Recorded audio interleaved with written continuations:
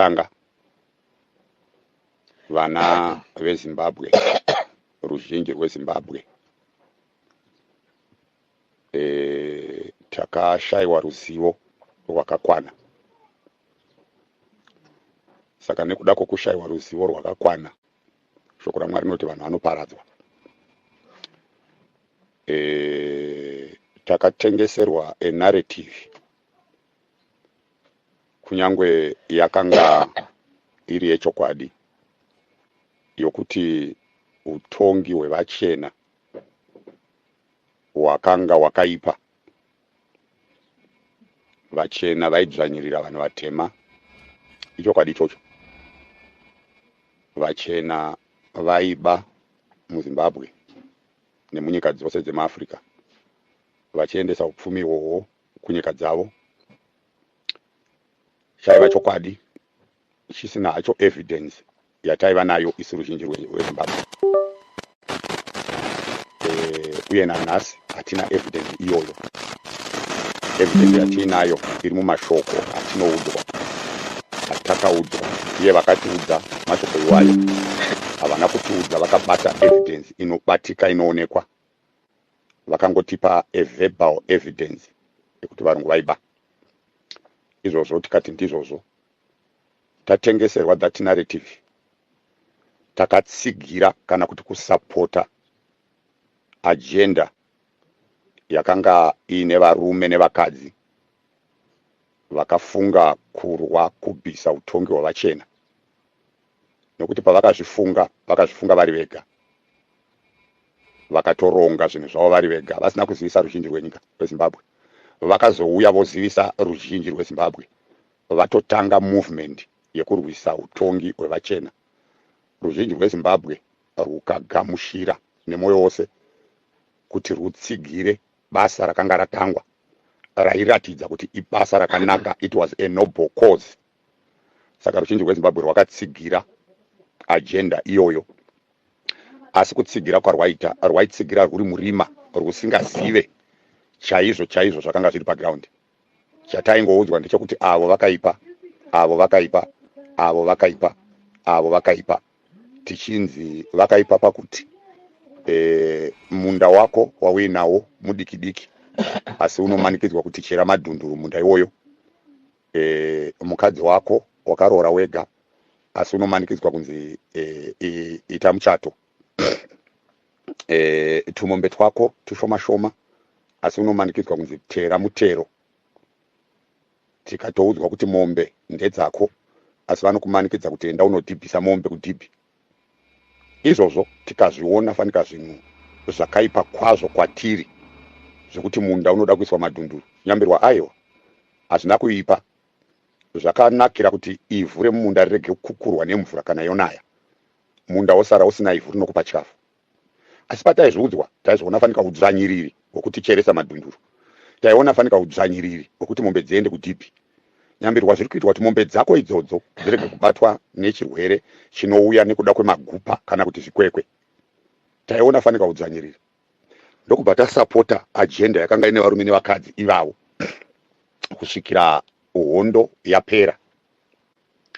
Hondo yapera,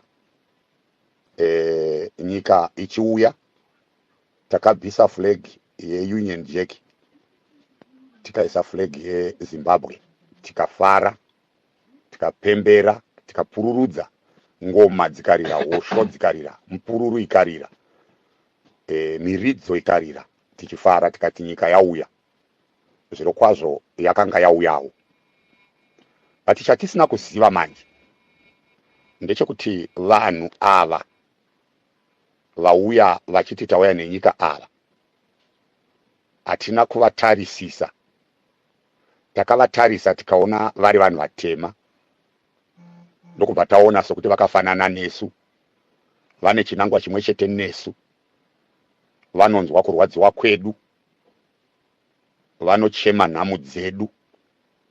Saka takafunga kuti taita zvinhu zvakanaka.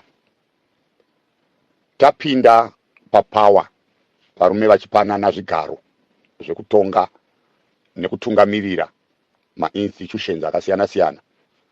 Takati nyika zvinoenda mberi, yakuchifamba zvakanaka. mutemo wakanga wakaiswa nevarungu vadzvanyiriri vaya. Vane mutemo wavo wavaiti LOMA, yainzi Law and Order Maintenance Act. Uyu waive mutemo waishandiswa nepolisi yeRhodesia. Wainyanya kushanda kusapresa mavoices evanhu vatema. Wainyanya kushanda kusapresa maactivities aitwa nevanhu vatema mumalocations emumaguta zvikuru muHarare. Wairambidza vanhu vatema kuva organized, kuti vazvoorganize vaite chinhu chavanoda kuita. Mutemo weLaw and Order Maintenance Act wairambidza vanhu vatema, asi wakanga usingashande kuvarungu. Varungu vaiungana vachironga zvavaironga. Mutemo weLaw and Order Maintenance Act wakanga usinga apply kwavari, waiapply kuvanhu vatema. Isusu tauya tapinda papower, takatora mutemo weLaw and Order Maintenance Act, tikatora mutemo weLabor wakanga uripo wevarungu, tikapfuurira mberi tichiushandisa, kuda kuti wanga wakushandiswa nevaya vakanga vatitengesera narrative yekuti varungu vadzvanyiriri, varungu imbavha. Ndo vakachitora mutemo iyoyo kwakutangazve kuushandisa against isusu futi zvaita vachena vaya. Mutemo weLabor ukashanda uchidzvanyirira munhu mutema aishanda pakambani, uchidzvanyirira munhu mutema aishanda muchitoro, uchidzvanyirira munhu mutema aishanda mumba. Nekuti wakanga wakadhizainwa nevachena, nokuti vachena vakaidhizaina mutemo weLabor nokuti vaiziva kuti ivo ndivo vaiva vashandirwi. Hakuna munhu mutema akanga ari mushandirwi, ivo ndo vaiva vashandirwi. Vashandi tiri isu vanhu vatema. Saka vakagadzira mutemo weLabor uchiprotecta vashandirwi, uchiexploita vashandi. Vashandi vaexploitwa tisu vanhu vatema. Ukatarisa exploitation yaitwa vashandi yakanga yakaipa, asi pane zvimwe zvinhu zvakanga zviripo zvairerukira hazvo ivo vashandi vacho kunyange vaiexploitwa. Zvinhu zvanga zviripo ndezvekuti economy yeZimbabwe yanga iri stable, zvokuti mushandi akapiwa $43 per week, mari iyoyo yaitenga aita zvinhu zvaaida kuita zvichifamba, tichidzvanyirirwa saizvozvo. Isusu tatora nyika takashandisa mitemo iyi iri miviri, tikapfuurira mberi nayo, hatina kumhanya kunoichinja. Takazoichinja mushure mekunge vaona ivo vatungamirira kuti munyika mamuka opposition yakuva opoza ichinongedzera mashortcomings avo avakanga vainawo. Ndobva vachinja mutemo wainzi LOMA, ndobva vaisa wainzi POSA. Mutemo wainzi POSA wanga uri more strict than mutemo wainzi LOMA, kuda kuti isusu taisa mutemo wakanyanya kuoma kudarika mutemo wanga wakaiswa nevachena. POSA, Public Order and Security Act, yakachitanga kushanda kudzvanyirira vanhu mumalocation vakanga vachiti utongi uhu huripo hwaipa, hatina kuhutarisa kuti hungadaro. Pakaiswa POSA, akanyanya kutungamirira POSA ndiJonathan Moyo, ndiye architect wePOSA. Akaisa mutemo waidzvinyirira vanhu vatema vachidzvinyirwa nevanhu vatema vavakambofunga 1980 kuti tapinda murusununguko, nyika yakutongwa neverudzi rwedu. Asi pakatanga udzvanyiriri. Nhasi mutemo weLabor una kuchinja, waishandiswa nevarungu ndo unongoripo. Mutemo wePOSA wakazochinjwazve ukaiswa mumwe uripo yezvinezvi, uri kudzvanyirira vanhu kuti varege kunongedzera mashortcomings evari kutonga. 2013 Zimbabwe yakaita constitution, ndobva paitwa elections ekuti vanhu munoda here mutemo kana kuti hamude. Mutemo ukagadzirwa zvikaitwa kuti mutemo wapo. It was a democratic constitution. Mistake yakaitika yatakaita as Zimbabweans ndeyekuti takavhotera a democratic constitution kuti tigavenwe ne-a democratic constitution, but constitution haigavhene isina macustodians anoita look over kana kuti anoita preside over that constitution. Saka macustodians anoita preside over the constitution government inoita preside over the constitution ichishandisa maarms ayo iyo government. Saka inoshandisa presidium ndo arm yekutanga yegovernment, inoshandisa parliament ndo arm yechipiri yegovernment pakupreside over the constitution, inoshandisa judiciary ndo arm yechitatu inoshandiswa negovernment papresiding over the constitution, inoshandisa police to enforce the constitution or the law. Saka this is the fourth arm inoshandiswa negovernment to preside over a constitution of a nation.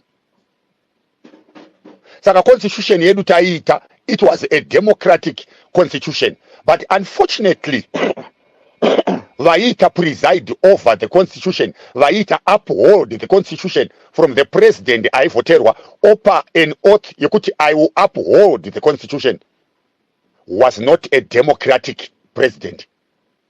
The constitution was a democratic constitution presided over not by a democratic president.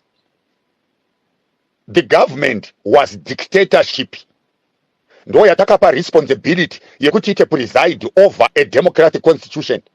Zvinhu zviviri izvi, dictatorship ne democracy, azvidyidzani. Saka government is dictatorship, constitution is democratic. Zvirizve imvura neoiri hazvisangani. But isu ndo zvatakaita, tikapa constitution kuma dictators kuti vaite preside over that constitution. Iye zvino as we speak right now, mukatarisa mutemo weZimbabwe uri kushanda, it's not the constitution yakaitwa 2013. No. Ministry of Finance haisi kushanda neconstitution yakaitwa muna 2013. ZRP haisi kushanda neconstitution yakaitwa 2013. Military haisi kushanda neconstitution yakaitwa 2013. Parliament haisi kushanda neconstitution yakaitwa 2013. Government haisi kushanda neconstitution yakaitwa 2013. Saka iri kushanda nei? Iri kushanda nema anonzi mai ari kuitwa anoitwa one after another. Kubva 2017 pakatanga kuita movement iyoyo yema statutory instruments. Ma statutory instruments ndo ari kushanda iye zvinezvi. Statutory instrument inoitwa na minister, ndiye anoita promulgate oisa mu government gazette watowo mutemo wakushanda. Saka statutory instrument it's a vice of dictatorship iri kuita override a democratic constitution yatakaita muna 2013. Zvinhu izvi zvinofana kuzikanwa, ndo zviripo. Saka vanhu vatakapemberera vaya tichiridzira muridzo, hatina kuziva kuti tiri kupemberera tichiridza muridzo tichipemberera vachena vauya vakapfeka ganda dema. Saka kuluta kwaita vachena ndo kuluta kwakapfuurira mberi kuri kuitwa nevatema varipo nhasi. But vachena vailuta, ndo saka mchizonzwa vanhu vachiita vachena vaive nani? Vachena vaiba, but vachiitira vanhu vatema zvinoita kuti ivo palife yavo iri low standard iyoyo vararame zvakanaka, vadye vachiguta. Life yavo iri low, but vanhu vatema vaidya vachidi vachiguta. Vanhu vatema vaendesa vana vavo kuchikoro, vana vaenda kuchikoro, mapenzura vaipowa kuchikoro, maballpoint vaipowa kuchikoro, mabhuku vaipowa kuchikoro, udzvanyiriri huripo. Iye nhasi hakuna chikoro chinopa mwana penzura, hakuna chikoro chinopa mwana bhuku, rusununguko rwuripo. Saka which is better? Iye nhasi munhu akadzingwa basa zvirisiri pamutemo, labor court inongobribwa yototonga against munhu akadzingwa basa. Why? Nekuti vaakushandirwa iye zvino havasiri vachena, vavatema. Saka vatema havachada kubhadhara vatema mari yekuti vararame. Vaakushandisa mutemo wevachena kudzvanya vamwe vatema.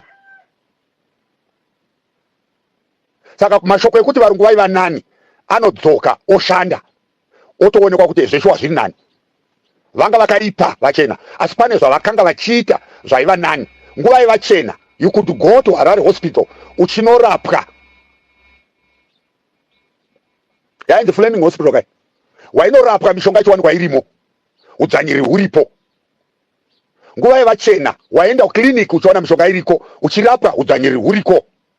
Iye zvino rusununguko rwakauya, ukaenda kuchipatara hakuna mushonga. So the leadership which we have in Zimbabwe right now is a leadership which do not care about you and about me. They care about themselves and they care about their children. When you mention this, you are a traitor. When you talk about this, you become an enemy. But they've not realized that they've deviated from the principles of the liberation struggle. What it means is, during the struggle, these people were the traitors. These are the people who were making our people lose their lives. Because imagine someone with the audacity of making sure that the whole civil service suffers simply because they want to eat alone, simply because they want very big tummies, simply because they want everything for themselves. I want to make you question this. Imagine a situation where we had everything as a nation, but with a dictatorship. Zimbabweans could cry, not Zimbabweans, politicians would be the ones crying. Kuti no, tiri kudawo kumbopindawo because issue inenge iripo inenge iri stambide kumbonodyawo. You see, it's a different case altogether. The case in Zimbabwe is not about us eating. It's about everyone benefiting. That is the war which is being fought by everyone who is fighting this regime. And this regime is mistaking our liberation fight, as something which is meant to benefit ourselves. No, it's not. It's an issue of saying we need to save the whole nation. We need to save generations. And we can only save generations when we don't have greedy people in positions of power. That is the only way out. So we are looking back to the liberation struggle. Why was the liberation struggle fought? It was not fought for a few to eat and for a few to benefit. It was fought for everyone to benefit. But what is happening is different. That is the reason why we will continue to see the people confronting this system, because it's no longer serving its purpose. This system which we have is not serving its purpose. We need to be brutally honest. And we can't let them continue like this. So, even God, according to Proverbs, He does not want people who shed innocent blood. But they continue to shed it in so many ways. When hospitals don't have medicine, people die. When roads are bad, accidents are happening. When people die on account of politics, when people die of hunger, when people die of poverty, because if a country is too poor, the rate of criminal activity, prostitution and everything, it increases. Instead of a man to work for his family, the man is struggling to make ends meet. You can see the rate of divorces, and the government is watching. Yet they are responsible for all those things. They don't care. Why? It's because their hearts are determined to make sure that we all suffer and they survive.